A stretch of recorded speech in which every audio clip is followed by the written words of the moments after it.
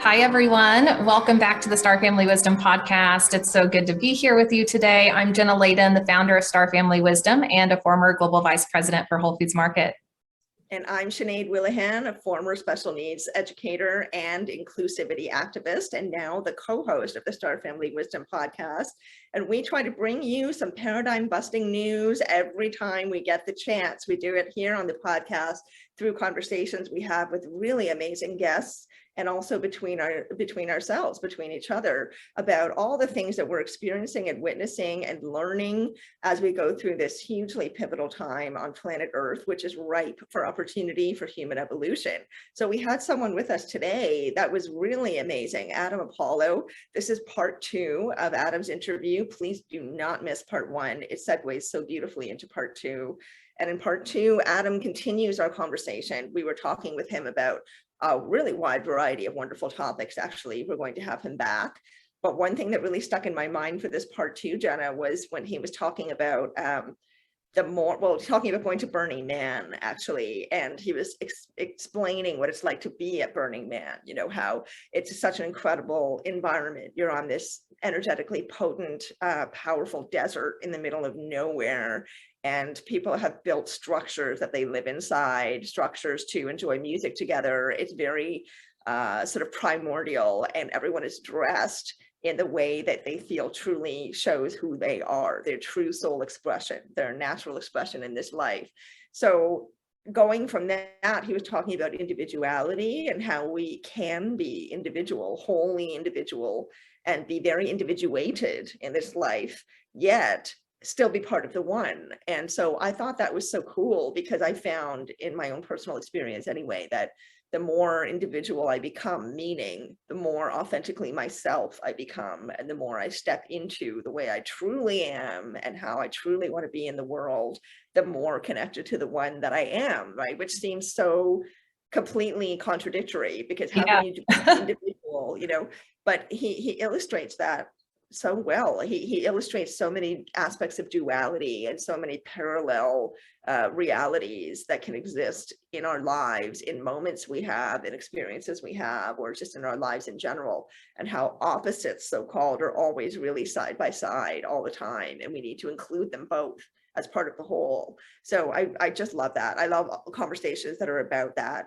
Any day of the week, I will talk about duality and how important it is to embrace all of it. Yeah. And I love how he talks about synchronicity in relation to the Burning Man experience, and how what you just articulated about how when we become more pure expressions of our unique soul energy and embody that and own that fully, that facilitates this connectedness experience with the all that is, which then facilitates synchronicity, right? And so he talks about how at Burning Man, all of a sudden, you know, he's having these synchronistic meetings, just quote unquote random, which we know are synchronicities, right?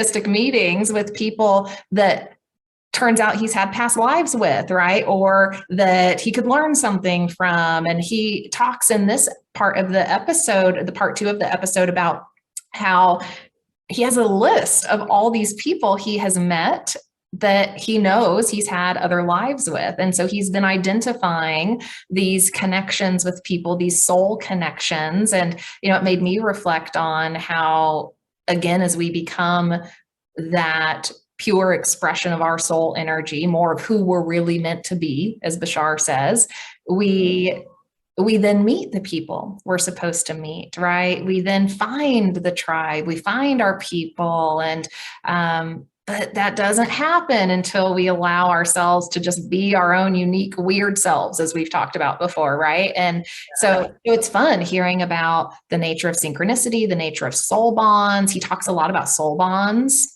in part 2, and about his, I guess, his transformation that's occurred, you know, by understanding these prior relationships, how they connect to this life and what is meant to be learned in this life from those connections, and what's meant to be healed in this life from those connections, right? Because that's really what we're doing here, right? We're just continuing these dramas and these stories, and working to transform the less ideal ones into, more positive experiences, and we do that through this like weaving, of souls and connections, and it's just such a fun thing to think about. It really is. It really is. I mean, he talks about, you're referencing weaving, and I love that he referenced that as well. I love that he used that word, because there is so much a part of our expression of understanding the universe in our language anyway, is talking about it as a kind of tapestry or a kind of fabric, right? And I found like those images were coming up in my mind as he was talking, because he's talking so much about interconnectedness and wholeness, right? And how all these things that are so seemingly opposite are actually all working together for our benefit, for our highest good. And we have to make use of them. We have to participate. We have to take responsibility for our role and own that and participate in it, consciously and with intention. So, and that's the way to magnify those opportunities that are around us all the time. He even says, even the darkest, hardest things we go through, there's a lesson. There's something you can get out of it to make yourself stronger or wiser or more powerful. And I could not agree more. Yeah. I think that's ultimately the message, right? Like we're here to do that work, learn lessons, grow, create, have some fun while we're doing it, ideally. Yeah.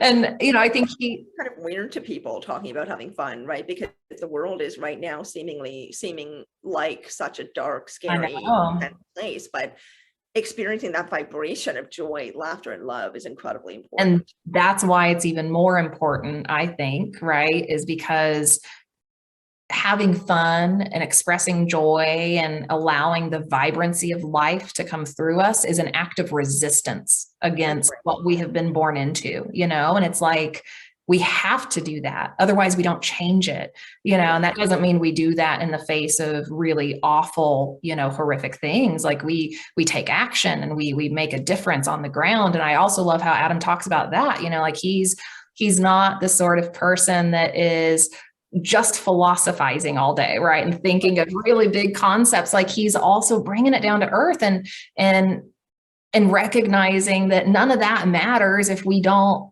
direct ourselves into action in a way that just makes things better for everyone on the planet. And I love that he brings that perspective too.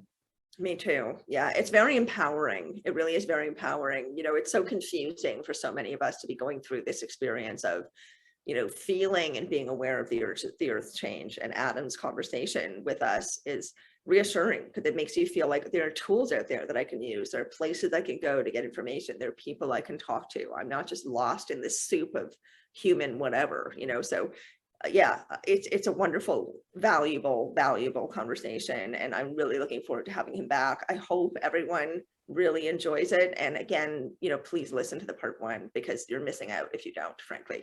Yes, they connect in beautiful ways, and I think you're going to enjoy this a lot. We talk about his galactic connections and how that happened. So it's not just about transformation here on Earth. Because we're bridging, right? We're creating this bridge now that will ultimately lead us to a place where we become a galactic civilization. But we still have our work to do here before that can happen. And so Adam is boots on the ground doing that work to help us get there. So enjoy this conversation and have fun. That's important too, as we're doing the work, and we'll see you on the other side. See you on the other side, everyone. See you very soon. But I've met so many women that have had to go through that process of healing and recovery from that, which has made me a strong speaker on sovereignty and understanding, reclaiming the past, and really accepting and acknowledging the kinds of societal traumas that we have imposed upon each other on this planet and beyond this planet, by the way. And getting to know that aspect of ourselves, I think, is truly the most foundational and most important piece of finding a way to a future where we are in peace and in connection and in sovereignty in ourselves, and have healed our relational dynamics at a planetary scale. It requires us to accept the past, to receive the gift of the lessons of the past, and acknowledge and take responsibility and heal together.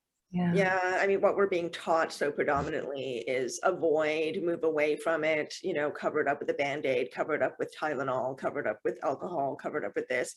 Yeah. And you were referencing earlier, you know, the holistic approach to life that is just not taught to us, especially to children, even though they innately feel that, they come in with that. And then it's gradually chopped away at, right? They become more and more and more fractured the older we get, which is interesting to me in terms of the design of that. I do think it is a design, because the older we become, the more life experience we have, the more wisdom and knowledge and intellect we have, the more abilities we have, yet the more fractured we are. Seems kind of interesting, the timing of that, right? So, you know, the more we're coming into fruition as adults and are more empowered and able to take action independently, have sovereignty, do things, the more disempowered we are. I just think that dichotomy is extremely interesting to look at and to follow. So going back to healing and going back to what you were talking about earlier, I had a little follow-up question about your experiences with those three people, those spontaneous recalls, because you explain the experience, you explain some of your background, you know, what led you up to meet people like that and have these kinds of conversations. What happens after that? What happens after both of you go, oh my God, your minds are blown, you know, you perhaps realize that you made an agreement in a past life. Maybe you don't really know what's going on, but you know it's a precious moment, whatever it is. It's this huge impactful moment. Then what happens afterwards? Are you still in touch with these people? Did you investigate things together? Did you form a club and talk about it? What happened? Yeah, well, I mean, a lot of things happened. You know, I spoke about how sometimes we repeat patterns of the past to better understand them. And, you know, one of the things that repeated was essentially this man that, you know, did this to me then, because he wanted my woman, he wanted my partner during that life. And so that's why he was attacking me. And he had taken her on his ship essentially into the Mediterranean to try to seduce her. And so he some part of him needed to try to play that out again and essentially be with her. And of course, it just took like a one night stand, and then that was it. And it was like this whole thing that he needed to process through energetically, and I needed to process through energetically, and she needed to process through energetically. And, you know, and then after that, we actually became friends for a long time. Like we actually faced the intensity of that. And, you know, there was one night that was like the really freaking one of the really intense energetic nights of dealing with the energetic battle. And I woke up with hives all over my body. He woke up completely sick, like completely wiped out. You know, neither of us could even go to classes because we had just been through literally an astral resolution of life and death and killing each other, like this whole thing. And the woman, Rachel, actually, I became my partner after a cycle of, you know, separating from her roommate and like dealing with that. And then like, you know, opening up to each other more and realizing that it was really important for us to go deeper with each other. And we spent a good 4.5 years together through college and into those later years. And then essentially it was that led right up to my Galactic Contact experience in 2005.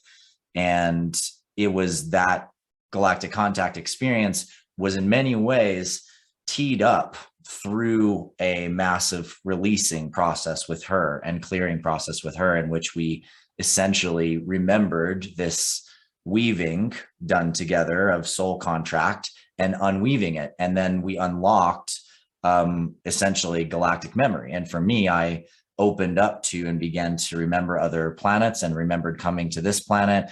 For her, she like had all of these massive memories come through. She ended up cutting her hair, which was, always down to her butt. And like, she moved to Ireland, started exploring other aspects of her sexuality. It was just this massive, portals essentially opening.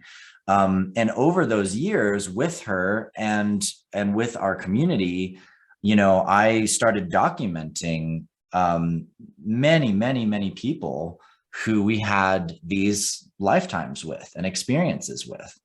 And then in 2005, around that galactic contact experience time, then suddenly it went into hyperdrive. And I was going to Burning Man, for example, and at Burning Man, the level of synchronicity to draw you to people that you have some soul connection to is just amplified massively. I mean, you're in the middle of this empty, amazing, powerful desert where everybody is embodying their self, their soul self, and their creativity, and they're dressing like they would dress in past lives and things like that. So you can imagine the amplification of self-expression drawing people into connection.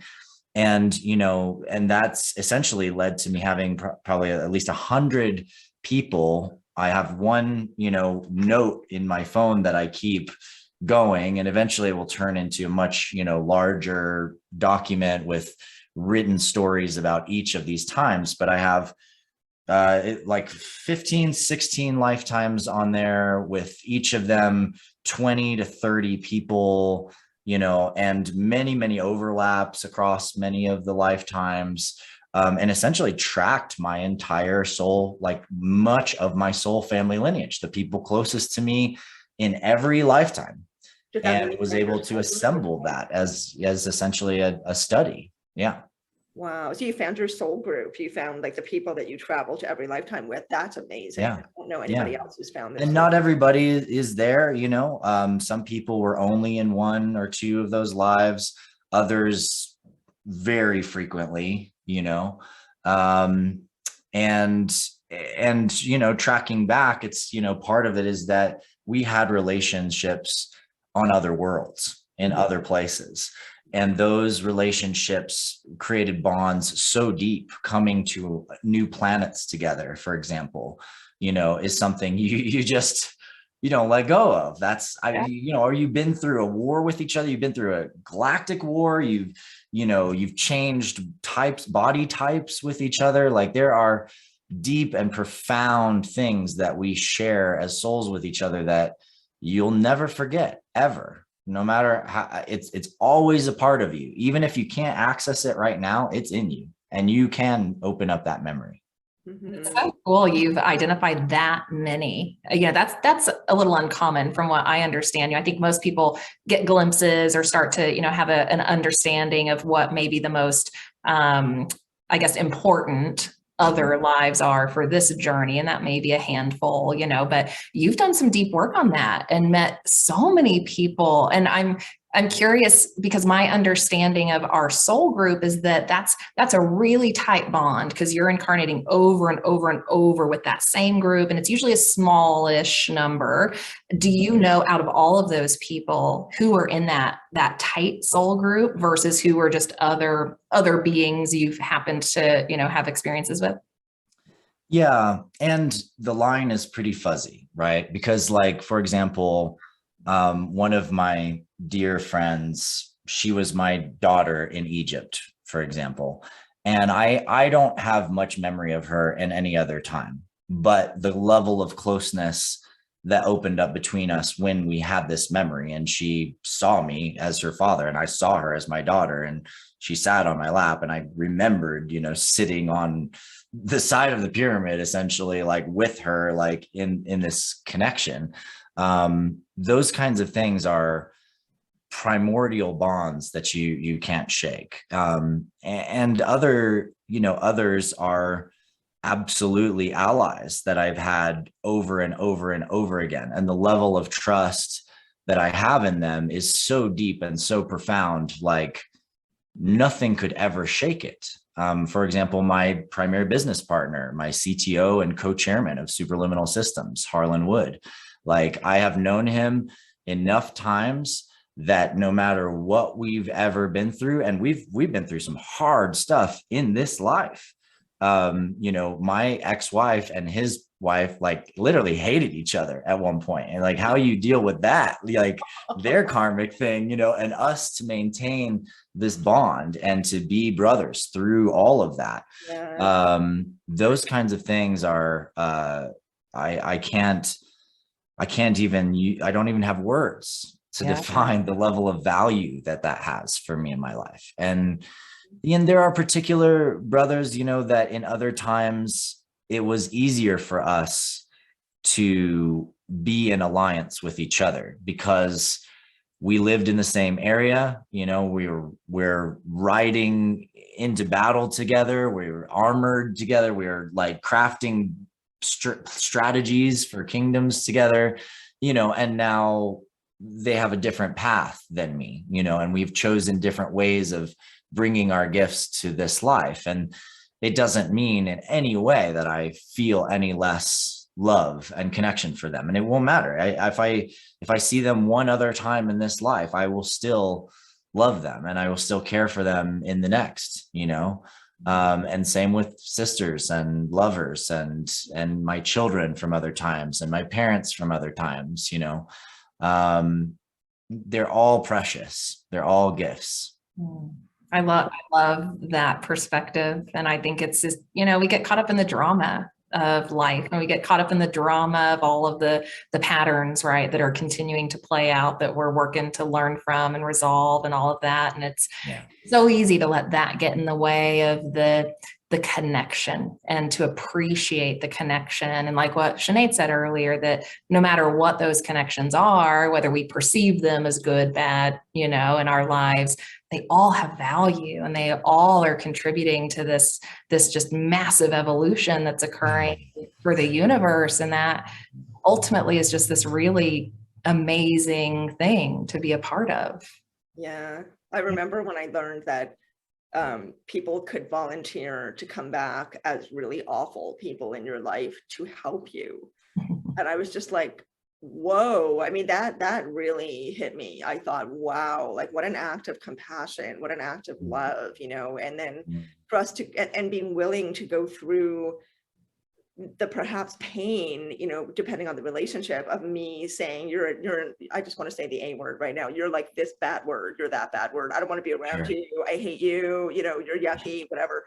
And they would have to deal with that rejection from me while having that soul memory, knowing that they came in to help me. That is just so incredible to me. And so Adam, I want to ask you something as well. I've got so many questions, but just touching back on, you know, when you were first coming onto this path and waking up and starting to, all your questions and your seeking and observing that you had done in your younger years was starting to form into, you know, solid theories and thoughts and words and vocabulary. So you're searching and you're looking for something that you know doesn't exist enough around you, and you want to create more of that in your life. I'm paraphrasing for you, excuse me, tell me if I'm wrong, but that's what I'm imagining you being, you know, between the age of 15 to 18 or so. So so many people can relate to that feeling in this field. I think mostly can relate to that feeling of, who am I? What am I doing here? What is this for? This is so confusing. I'm overwhelmed. I'm stressed out. I don't understand why people behave this way. I don't understand why we treat the planet this way, why we treat animals this way. How did you find your people? How did you find your home? How did you, like, how? Because I know I've heard many people through interviewing with Grant and even Jenna who are still seeking, you know, decades later. They just haven't quite found where they fit in all of this. And that can be for different reasons. How did you find your people, your tribe, your community, and your professions as well? Yeah, thanks. That's a great question. You know, I didn't in high school. I besides, you know, a couple bros, right, that I just happened to meet because grace, you know, life is grace, right? There's always grace, and you know, by chance they knew each other. So it was like there was this little tiny keyhole that lined up with my awakening that I had, you know, the right people to go through that with. I was really lucky in that way. And I will never discount the fact that I also was like seeking an answer, like I wanted to freaking know what the is going on. Yeah. Why do I feel like I'm being lied to all the time by all this stuff? Like I was driven to figure it out. And that desire in me, that passion in me, that like interest in me, I think is a force that can call forth from life which we're looking for. And the other thing is that, I don't think that there's mistakes, right? Like I really don't. I think that everything is a lesson, and we screw up sometimes, big time. And those times when we screw up, there are big gifts also. Yes. If we're really willing to look at it and accept them and take responsibility, have accountability for it. Yeah. And,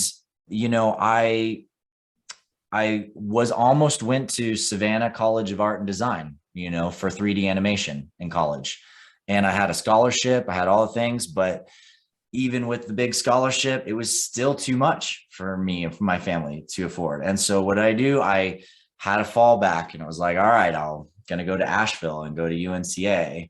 And I surrendered to that like shift. And if I hadn't, I wouldn't have ended up in the same dorms, a couple floors away from Rachel and Shanna, and like had this incredible series of magical things happen.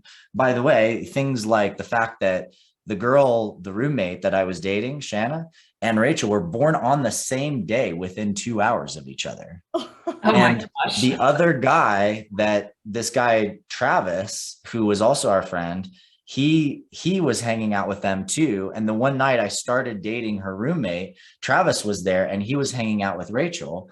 And it turned out that Travis was born on the same day as me, within 2 hours, the same year. Like we had the exact same charts, right? This is like a multi-dimensional romance novel. Like you need to write a novel about this. It's crazy. I mean, it's crazy, right? Like the universe gives us signs and signals, but often we won't even inquire deep enough to know what those are. Yeah. So that's one side. And then the final piece that I'll share is that you have to be willing to take leaps into the unknown. Why do people not find others? Well, they're not even trying. I'm sorry, but it's true. If you go out to meet new people a lot, or you get in your car and you go across to some festival that you've never been to, just because you feel like you should go there. I mean, how many times do people be like, I feel like I should go to San Francisco sometime, but I don't know, I'm busy. Like we have callings and impulses that are trying to guide us to the places where our soul family are, where the people are that we need to be around to fulfill our destiny. At Star Family Wisdom, we're experiencers of ET contact. That's right, we're in communication with ET beings we know as our star family. We've had lives in advanced civilizations, and we're here to be a bridge between the galactic community and you. And the galactic community can't wait to meet you. That's why we created the Meet the Star Races course. In this course, I teach you about the star races who are in contact with Earth right now. How do I know who the star races are? Well, my star family guided me to the information they want you to have. Just like all of the other information here at Star Family Wisdom, we bring you the wisdom and guidance that our ET friends want you to know. You'll learn about our true ancient history, why the ETs have been here on Earth, and what we can learn from our ET brothers and sisters. The star races are part of our history, and they're part of our future. Join the galactic community today with our Meet the Star Races course and use the code GALACTIC at checkout to get 50% off.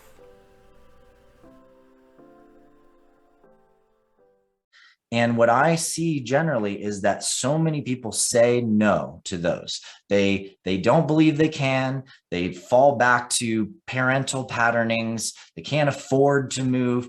Like I know people that literally they had no money at all, and they just started freaking hitchhiking, and they have no idea how they're even going to survive.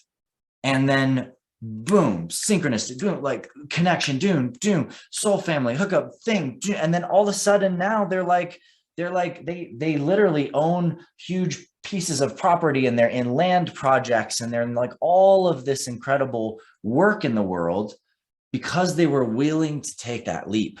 They were willing to just say, you know what? This is what's most important to me, is to find out who I am, why I'm here, and who are my allies out there. And they jump off, they go. It's the leap of faith story.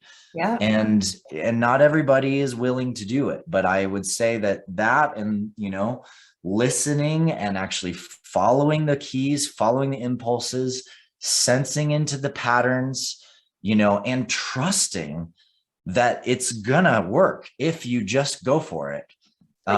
You're like reflecting back my last year. Adam, did I tell you that I moved to Sedona without having a house, with just what was in my car? No, but well done. Yeah, like I was getting the signs, I was getting the premonitions. It was like all the synchronicities were happening, and I was like, I'm supposed to be there. Like Star Family was coming through with guidance, and I was like, okay, I just got to go. I just got to go and see what happens, and trust and surrender. How's that worked out for you? Pretty good so far. Okay, great. Here we are. We met. There's been so much stuff, right? That's happened that wouldn't have happened if I hadn't have taken that leap of faith. Yeah. Adam, I'm wanting to talk a little bit about why you came to Earth. So we've talked about soul memories and all of these other experiences that we've had out there, and we've touched on some really important things that we're unpacking and working through on the planet. But if you boil it down to what is your mission, why did you come? What's your mission here? Yeah, well, Earth specifically is a particular part of that lattice for me, which is really emergent from, I would say, my larger kind of universal mission, which essentially is to help awaken the sovereignty and divine gift in every being that I can, to remind people that they are infinitely beautiful streams of consciousness, infinitely individuated, and to provide a little counterbalance to the awakening processes that lead us to try to merge or essentially become undifferentiated in the whole, and recognize that the perfection of God, the perfection of source, the perfection of whatever it is you want to call it, is such that you can be infinitely you and different from everybody else and still be one, right? Mm-hmm. And that both can be true. And in fact, they are. And that's the only way it is true, because you're never just going to be one in a way that's merged with everybody else, and then you no longer exist, right? You will exist. You are existing. You will continue to exist. Avatars have personalities, mm-hmm. right? Like pick any enlightened being ever on the planet, and they have a particular way of being human. God as man, or man as God, or woman as God, or woman as goddess, like these are, or any other gender as divinity expressed itself is perfect and is beautiful and is exactly the way it needs to be, not like everything else, not as everything else. So those are key parts of my sort of universal mission, is helping people to understand that beauty, to the infinite diversity and complexity and nature of being and being evolving. Now, in my journeys across the galaxy, I found that Earth is this incredibly beautiful planet where there's a potential for a heart awakening that I think is vastly important to the consciousness of the universe and to this galaxy. And that heart awakening is in many ways facilitated by the reality that humans and the nature of this particular genetic embodiment that exists here has this incredible capacity for change and transformation. We have this amazing ability to shift in so many different ways. And we also embody a vast, vast diversity as one species. And so that right there maps to my universal mission. I mean, it is literally embodiment of it. How can we be ultimately so diverse and be together as one species and be the same species, but be so different and so complex and so beautiful? And I have seen this species become part of this galactic community in such an exquisite way and help to heal ancient wounds and restore new ways of being together and new kinds of arts and new kinds of expression that, only humans, could pull off. Like somehow our little alchemies, made jazz, and made like certain kinds of, music and art forms and expressions and all of these things, culture that is so beautifully perfect and individuated and doesn't exist out there anywhere else. Like there's similar things and completely different things, but it's really special. And I know that I came here because I want there to be a reunion of the souls that are here incarnated as humans and those that have been here for thousands or hundreds of thousands or, years back, rootsy earth consciousnesses, let's just call them, to become part of this greater community, this greater galactic community, and bring their gifts to that community. And so the lenses that I have done that work through to help us transition to becoming an interstellar species, a galactic species, have taken on different forms at different times in my life. And at first, the first and primary form that I realized when I was in high school is that one of the ways that I will help to enable doing that is to bridge science and spirituality. It's one of my foundational missions on this planet, is to help people understand that these things are deeply interconnected, right? Like this is about understanding who we are. And that you can't really have metaphysics that's not physics. Like physics is metaphysics, right? It's just a different focal point, a focal dimension of physics itself, or multi-dimensions as it may be. And then over time, my science and spirituality interweave has come through a variety of progressions and evolutions. And it became very clear to me at some points that I'm also meant to implement certain technologies on this planet.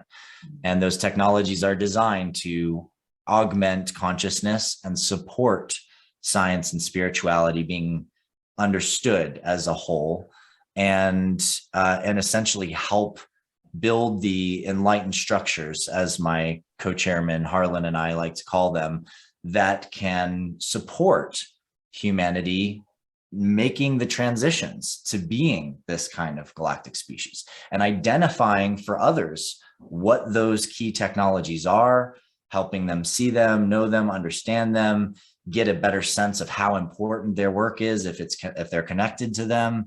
And as a Syrian Starship engineer, I'm down to also help us build the superluminal drives necessary to travel faster than light and travel to other planets. So I'll help us in those transitions when we get to that stage. Coming soon. I just Shotgun. I already claimed shotgun. Didn't I claim shotgun the other day, Adam? There's plenty of seats. Don't worry, we're good. We got this. Ooh. Oh my gosh, I'm so there. I can't wait. I just can't wait to get back up there again. Yeah, I miss it. I miss it a lot. I have a lot of visualizations of just floating around in space, and it's incredibly, I don't feel more at home anywhere else than I feel just floating around up there. Like that's really, yeah. And I think so many people relate to that, right? That feeling of there's just something weird about this place. We're not really from here, and we want to look up and we want to go somewhere else because we feel like we don't really belong. But I really appreciate the message you're giving, Adam, which is that we need to put the work in, you know, to remember. We have to take action and not just wonder, not just think, but explore with action, explore with intention. And that is so true. I mean, it really is. In my own case, I can relate to that very, very much, that even when we fall off the path, so-called, you got to get back on, you have to pick yourself back up and just keep questioning, keep looking, keep exploring, and remain true to what you know is in there somewhere, even if you have no idea what it is. You know it's your true self that you need to find, and you represented that so beautifully here. I really appreciate the way you spoke about all of these topics today. Thank you. Yeah, really, really wonderful. And I think people are going to take a lot out of this, don't you think, Jenna? I think so too. And I really appreciate, Adam, your perspective of, you know, bringing all of these big concepts and this understanding of how things work in our universe down to earth.